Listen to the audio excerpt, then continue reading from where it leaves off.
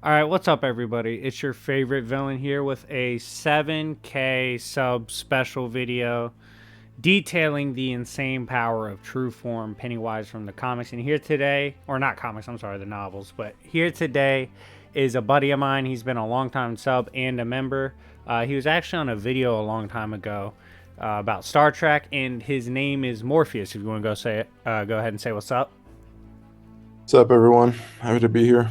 All right, so we are going to be touching on a few different aspects of the power of Pennywise, and I'm going to go ahead and start it off by discussing a few concepts that build on the base of his power. So, with that being said, I hope you guys enjoy, and if you have not subbed yet or liked the video, make sure to do so. But anyways, let's begin now. The Man in Black is a character in Stephen King's literature that is very big. He's almost like a archetypal devil figure, and he serves as the main problem for the gunslinger to deal with. And in talking to the gunslinger, he explained how humans fail to grasp how the world and the verse works because it's beyond their comprehension. And Gunslinger's like, what do you mean? He said, well, you see, there's the concept of life, the idea of existing, being something, being sentient. That idea is encompassed.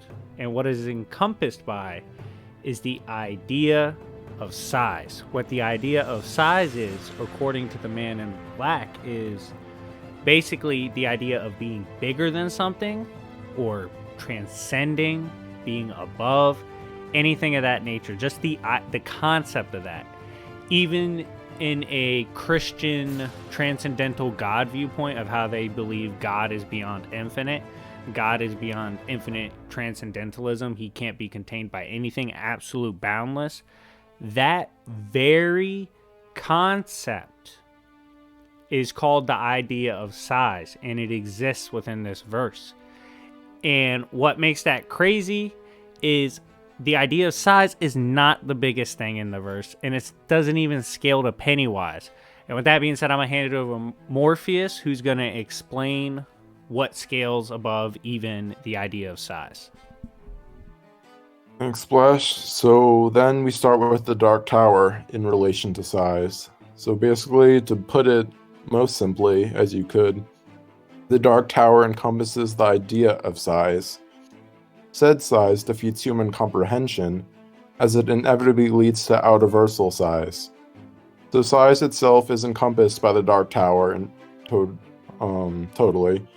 And more specifically, it embodies the nexus of all time and size on all levels. The Dark Tower is also known as Gon, one of Gon's many forms of reality. Gon is the supreme being of Stephen King lore and the verse. Each universe and world and dimension is contained within him, and therefore the Dark Tower in equal measures. This is why many characters throughout the series, the Dark Tower series, use sayings like a different layer of the tower in place of an alternate reality or parallel world. And each step of the tower stacks each universe left behind to increasing infinite levels, stacking to immeasurable levels. And Matern and Penny are casually far above the concepts mentioned prior, being size, the Dark Tower, because for what we're about to get into, Maturin just quite casually holds the Dark Tower on his shell. So it's been stated, Maturin bears every beam on his shell, therefore the whole entire Dark Tower. That's what the Dark Tower bears, with the 12 Guardians. He seemingly only answers and got this to Gon. Gon mentioned before, Supreme Being.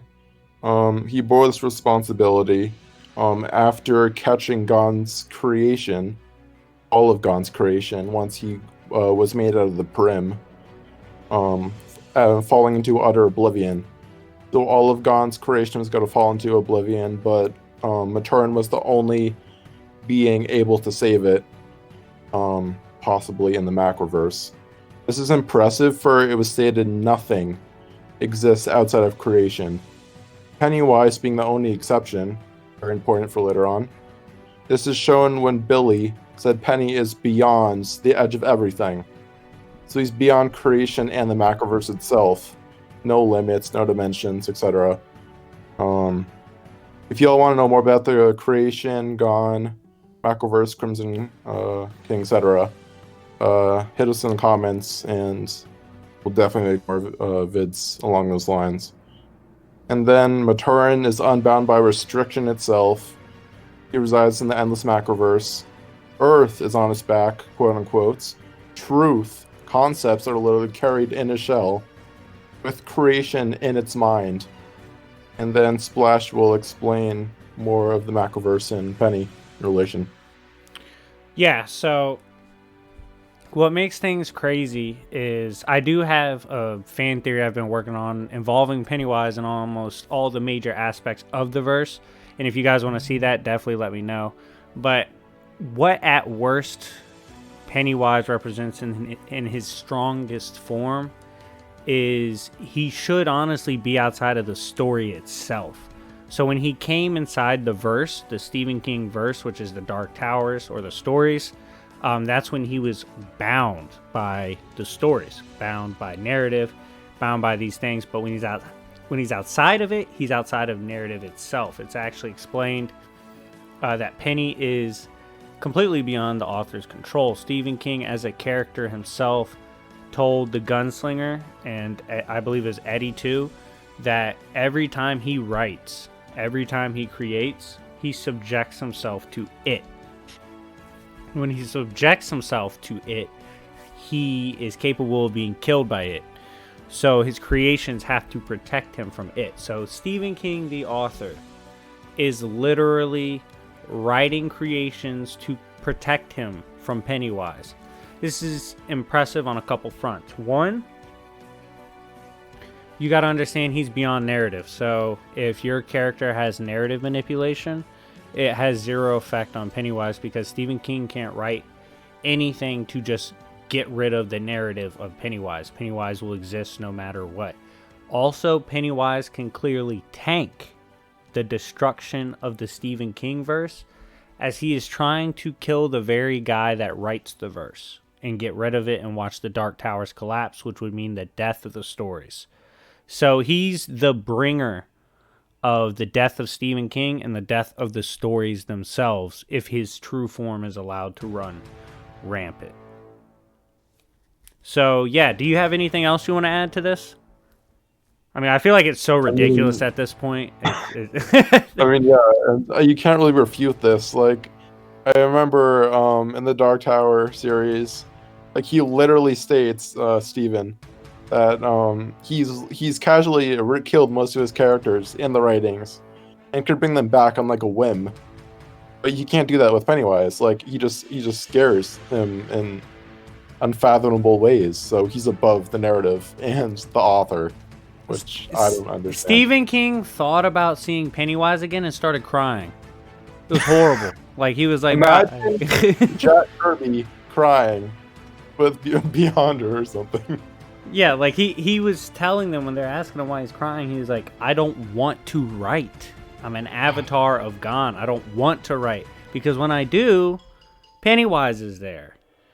Anytime a story is being made, being written, anything's being told, any idea is formed, Pennywise is already there. And he's there when it's being made. It's like, the idea of Pennywise itself is like truly what we should consider the ultimate cosmic horror, which is beyond everything. It's the true unknown, beyond even nothing itself, because nothing itself is a concept.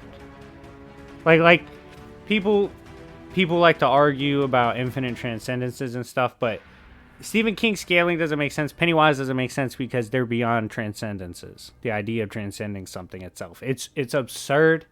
And the only reason he really got hurt was because he didn't fight them in his own verse. He didn't fight them outside of the Stephen King stories.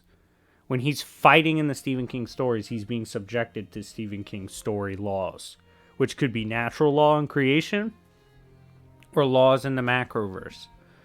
So yeah, but I do have a fan theory that he's actually the good guy, and I feel like it's kind of justified. Yeah, the Macroverse is a whole different story. Yeah, and like you guys gotta Well, understand. we also have to talk about the restriction of the power with his avatars, right? Like he has. Did you Yeah, already bring that up, Josh? Yeah, yeah, it's just like crazy. every level he goes to, he's being subjected to something new and being bounded by something new because he's boundless. So, for example, when he comes into regular creation, he was suddenly subjected to ideas like love, imagination, hate, willpower, desire, things of those nature. All those things he was above prior didn't know. And then he was exposed to the idea of there potentially being a supreme power even to someone like himself. Because Pennywise is so powerful, he believed this whole time he was passively powering creation itself. So that's how far above he scales um, in terms of to creation, to the stories of Stephen King. He's just massively beyond. And the little kid imagination in the verse, for those that didn't know, is significantly stronger than regular imagination because theirs is born more of ignorance than anything else. Adults are more prone to not believe something. For example, most of them don't believe in Bigfoot. They don't believe, Tooth Tooth Fairy. Fairy. Yeah, things like that. Step on the crack, break your mother's back. But kids Exactly. believe stuff like that. So that ignorance gives them power. And it's a massive amp. And Pennywise was consuming imagination itself, like abstract imagination. It wasn't just consuming kids.